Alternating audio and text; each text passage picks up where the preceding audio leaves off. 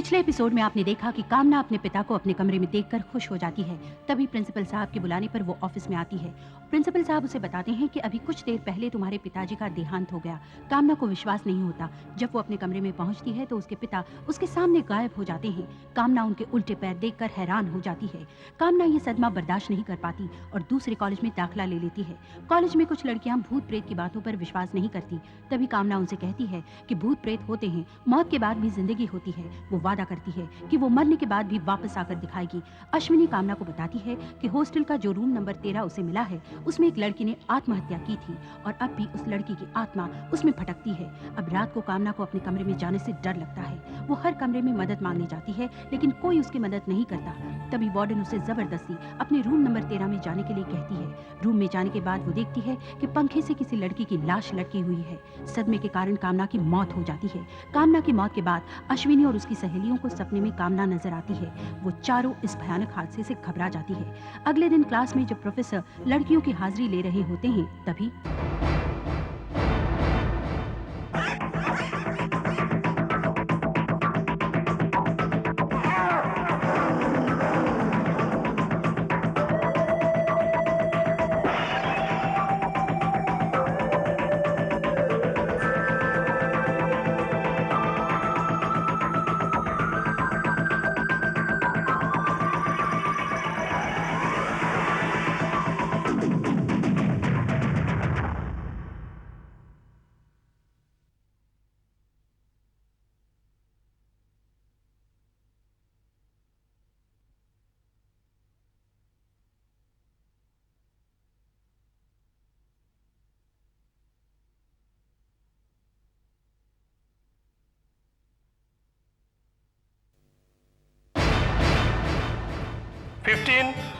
Oh, I am sorry, ये तो कामना का नंबर है। मैं तो भूल ही गया था कि वो कामना प्रेजेंट सर।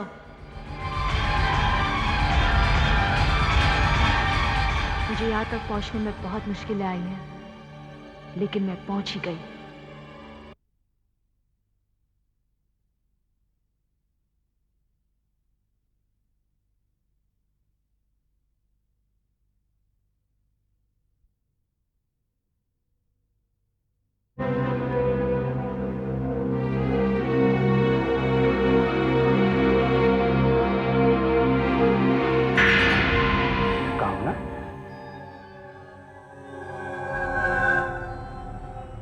शाही अभी तक सूखी नहीं?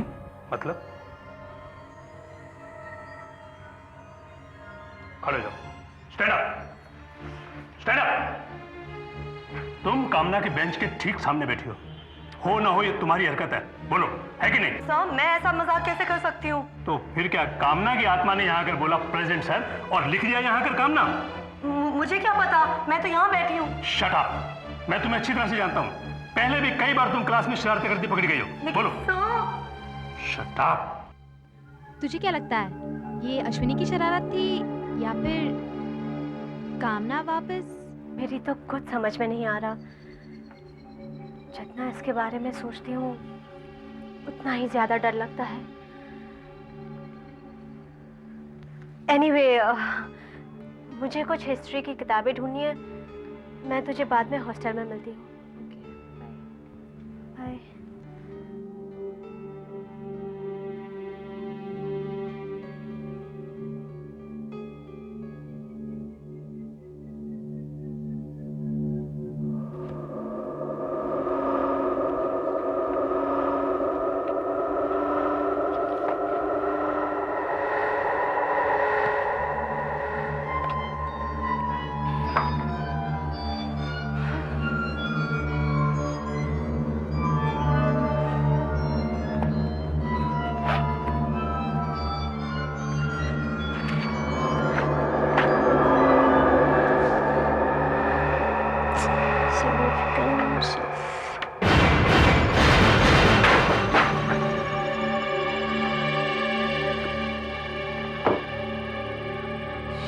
ठीक से रखे नहीं होंगे।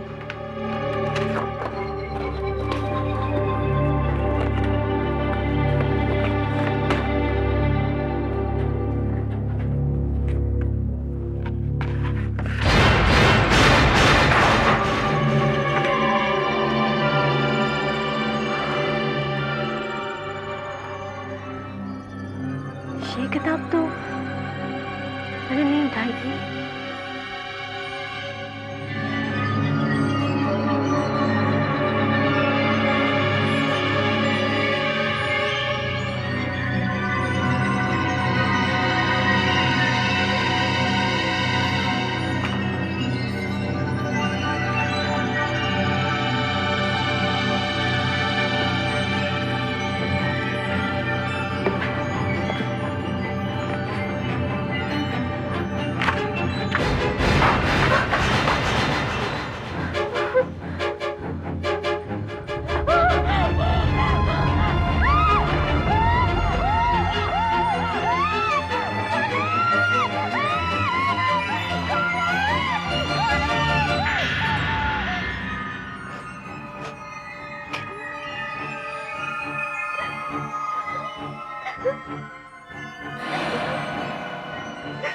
मैं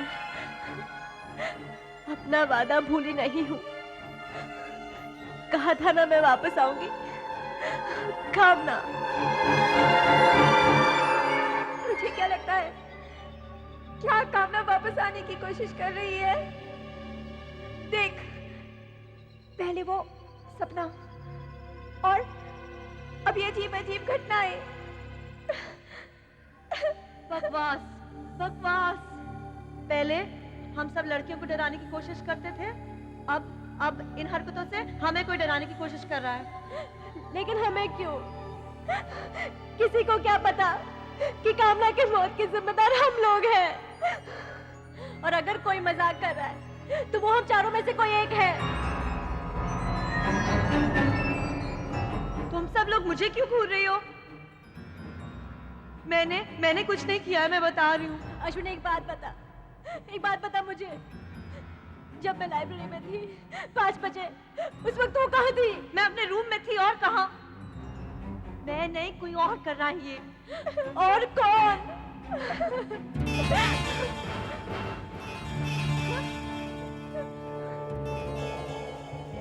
ये आवाज कैसी है? कोई गिटार बजा रहा है? नहीं, लेकिन हॉस्टल में तो सिर्फ कामना ही गिटार बजाना चाहती थी। कामना? तेरा मतलब है कि कामना? हम चारों यहाँ इस वक्त मौजूद हैं। इसका मतलब इन सब हरकतों के पीछे किसी और का हाथ है।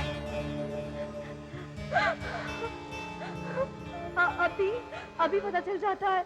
चल कर देखते हैं।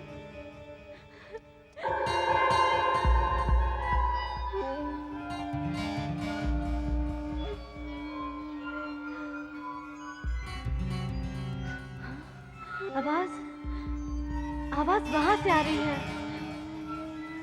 उस कोने से। लेकिन उस तरफ तो कामना का कमरा है।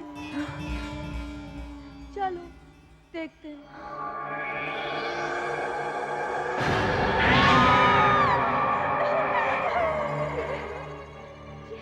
ये बत्तियां क्यों बुझ गई?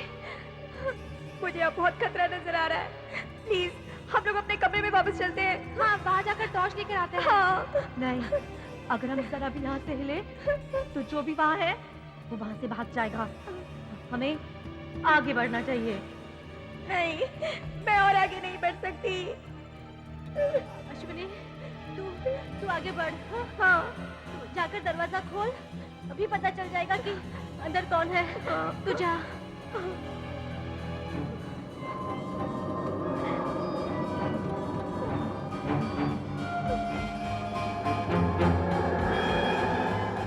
तुम लोग भी चलो ना।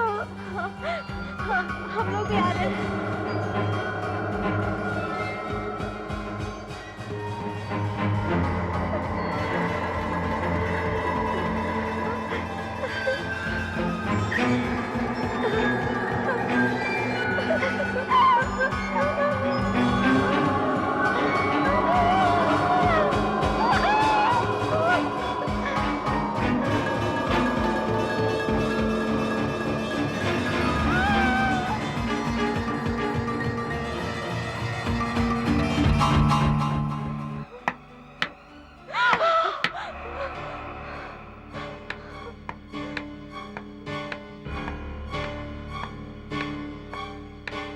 सारा शोर तुम लोग ने मचा रखा है यहाँ? नहीं नहीं मैडम, यहाँ कामना के कमरे में कोई है। हाँ देखिए, वो गिटार भी बजा रहा है, लाइट भी चली हुई है।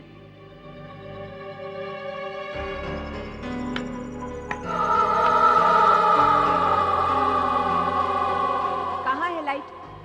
मैं सच कह रही हूँ मैडम, वहाँ लाइट थी।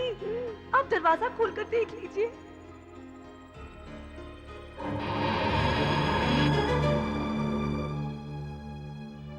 देखो, यहाँ तो कोई भी नहीं है। कौन है यहाँ पर? हाँ? मैडम कसम से वहाँ पर लाइट थी। हाँ, हमने अपनी आंखों से देखा है। शायद वो खिड़की से भाग गया हो। देखो, जो मैं अपनी आंखों से देखती हूँ मैं उसी पर विश्वास करती हूँ।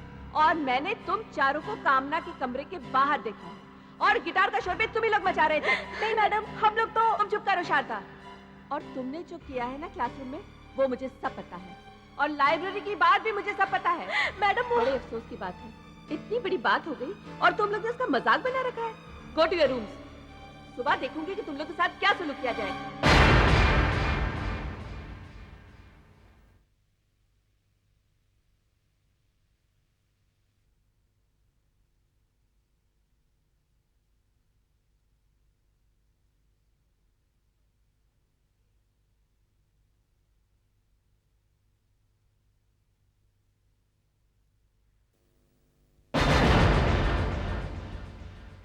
हाँ गॉड यार, रात शांति से गुजर गई और हमें कुछ नहीं हुआ।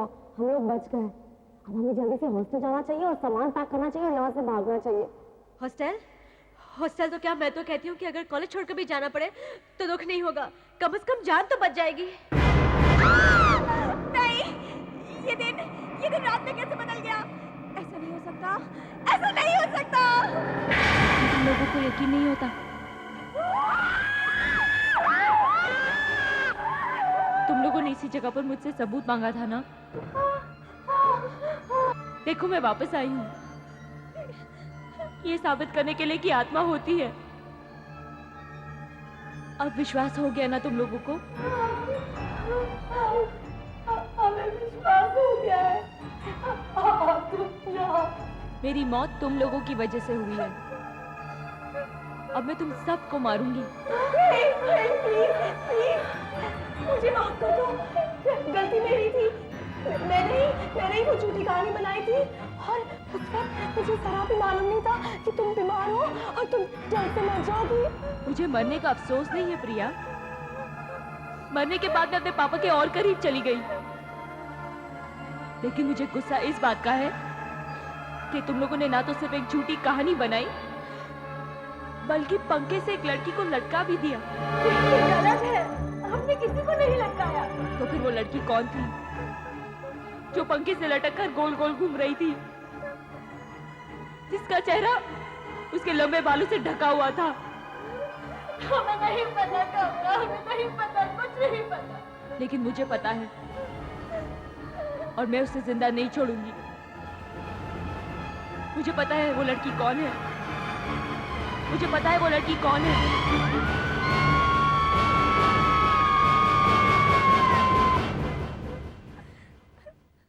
क्या तुम लोगों ने भी वही सपना देखा जो मैंने देखा?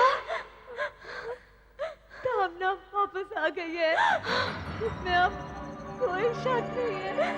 लेकिन वो लड़की जो पंखे से लटक रही थी, वो कौन थी? पता नहीं, कहीं तू ही तो नहीं थी? मैंने कहानी जरूर बनाई थी, लेकिन मेरे अंदर इतनी हिम्मत नहीं है कि मैं पंखे से लटक जाऊं। ये जरूर तुम तीनों में से किसी का काम है, मेरा नहीं है। मैं भी नहीं थी। और मैं तो ये करने का सोच भी नहीं सकती। नहीं, लेकिन ये बात तय है कि हम चारों में से ये किसी का काम है, लेकिन किसका? उस रात को क्या हुआ था? कामना पहले आरती के पास गई, उसके बाद प्रिया के पास गई और फिर वो मेरे पास आई। हम तीनों ने उसे अंदर आने से मना कर दिया। इसका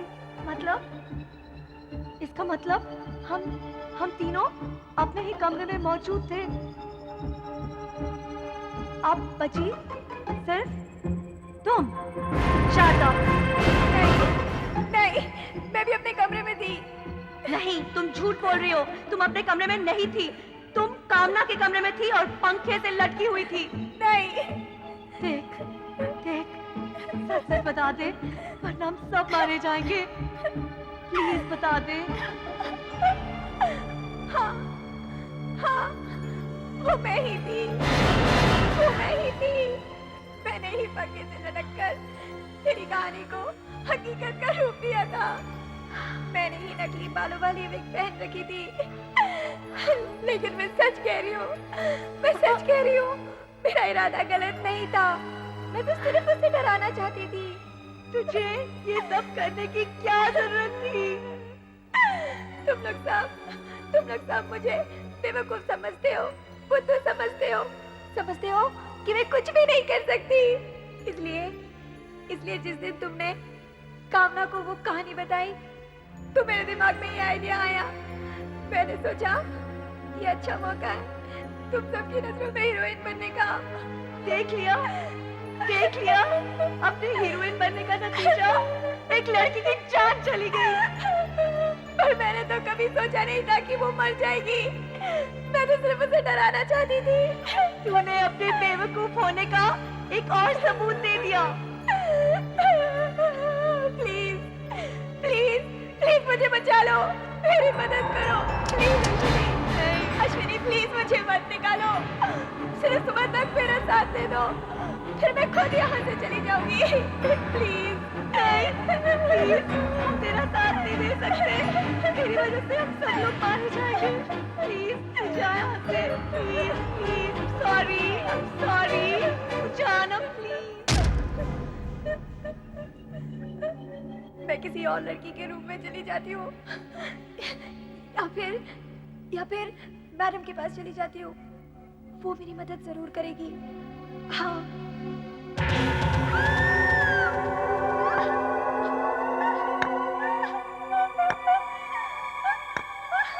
खाना तो नहीं।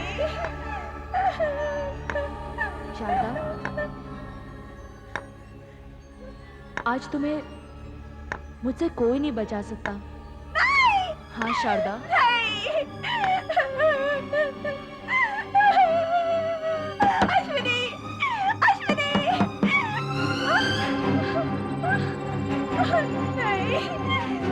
अश्विनी मेरी मदद करो। शारदा,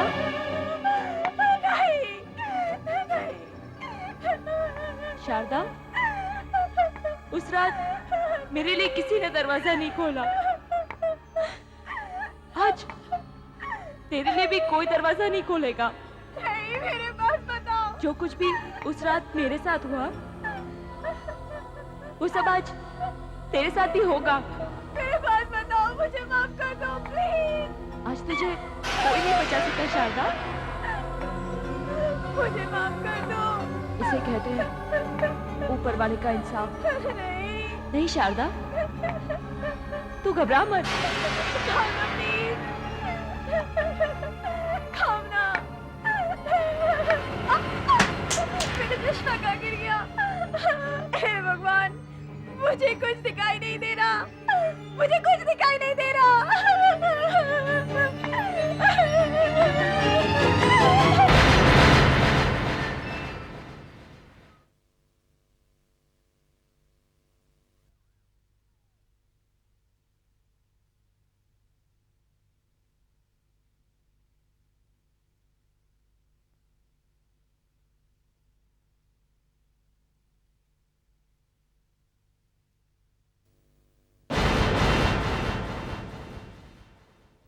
मुझे कोई बचाओ, भगवान के लिए मुझे बचाओ। भागकर कहाँ जा रही हो शारदा?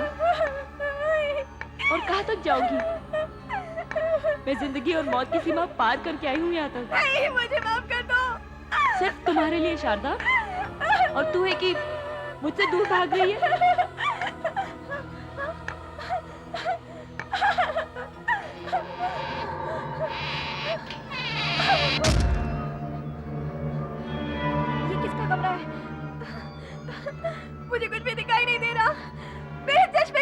भी गिरना था। ये आवाज कैसी? मेरा चश्मा, मेरा चश्मा। थैंक गॉड मेरा चश्मा। इस कमरे में तो लाइट नहीं है।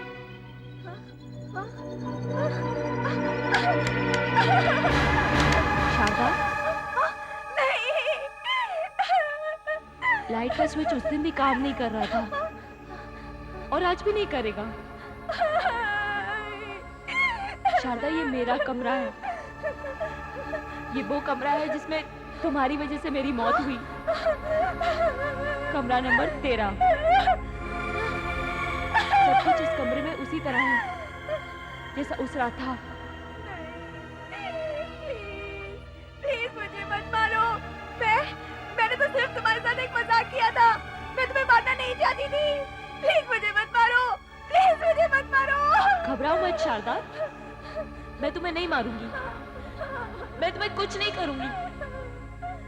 मैं तो सिर्फ तुम्हें वो दिखाना चाहती हूँ जो उस रात मैंने देखा था। मैं सिर्फ ये देखना चाहती हूँ कि वो सब देखकर तुम पर क्या असर होता है। देखो,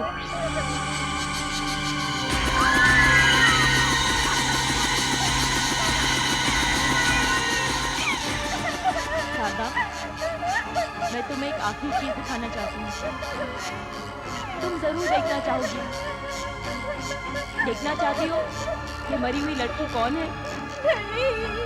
देखो।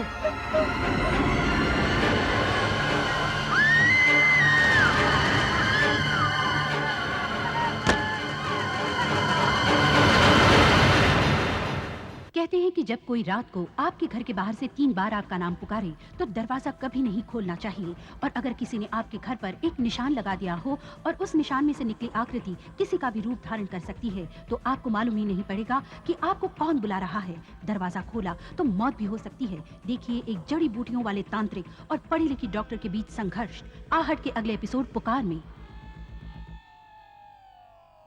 प्यारे दर्शकों, आहट को लोकप्रिय बनाने में आप लोगों का बहुत बहुत धन्यवाद। आप लोगों का भेजा हुआ हर सुझाव हमारे लिए बहुत कीमती है। आप हमें लिखना ना भूलिएगा कि आहट में आप और क्या क्या देखना चाहेंगे। कभी कुछ अच्छा ना लगे तब भी लिखिएगा ताकि गलती सुधारी जा सके और आहट को हम और बेहतर बना सके। धन्यवाद।